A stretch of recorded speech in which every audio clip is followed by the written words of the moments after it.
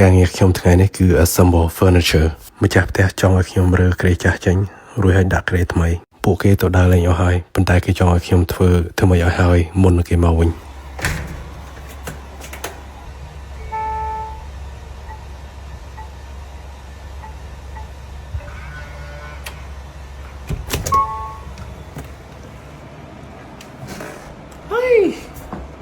Hey, long time no see.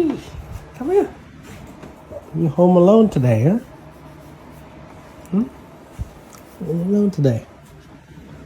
ម្ចាស់ផ្ទះនេះគឺជាម៉ួយរបស់ខ្ញុំយូរហើយទាំងឪពុកម្ដាយក្មេកហើយនិងឪពុកម្ដាយបកើតក៏ជាម៉ួយរបស់ខ្ញុំដែរក្រែមួយនេះតាមពិតអត់មានខូចអីទេខ្ញុំដំឡើងឲ្យកាលពី 3-4 ឆ្នាំមុនប៉ុន្តែឥឡូវកូនស្រីគាត់ធំគាត់ចង់បានក្រេថ្មីបើតាមខ្ញុំចាំក្រេនេះមិនសូវថោកប្រហែលទេទាំងពុកទាំងអីវាជាង$1000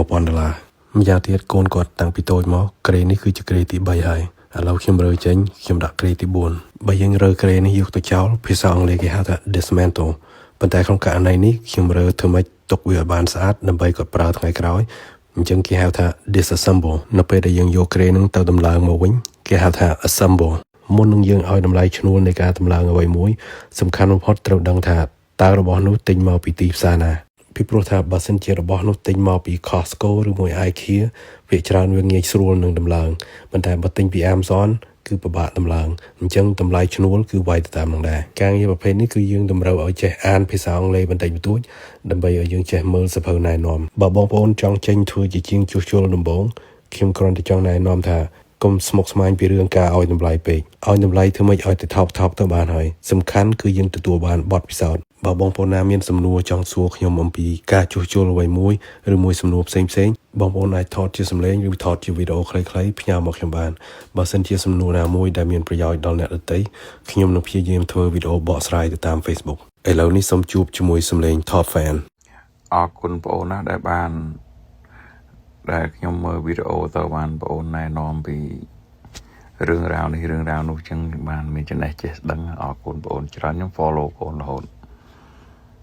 ណាខ្ញុំឈ្មោះ D នៅ Houston Texas សហរដ្ឋអាមេរិកដែរភាសាអង់គ្លេសមួយ clear គេនិយាយថា one man trash is another man treasure មានន័យថាសម្រាមរបស់មនុស្សម្នាក់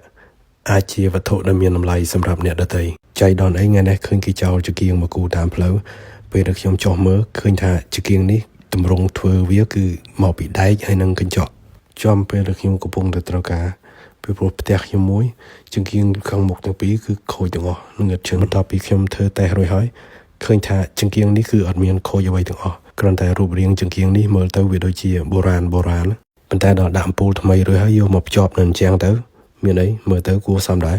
នេះគឺជាចង្គៀងដែលមាន sensor dusk till dawn បានន័យថាពេលថ្ងៃវាបិទពេលយប់វាបើកដោយខ្លួនវាបើធ្វើវីដេអូឲ្យវែងតិចណាបើធ្វើវីដេអូខ្លីៗឲ្យមួយថ្ងៃวันចេញមួយពីរថ្ងៃចេញមួយខ្ញុំបានអីមើលបើគិតថាក្នុង Facebook មានរឿងល្អមើលในវីដេអូមួយថ្ងៃដែរខ្ញុំចង់អរគុណអ្នកទាំងអស់គ្នាដែលបានចូលចិត្តវីដេអូរបស់ខ្ញុំ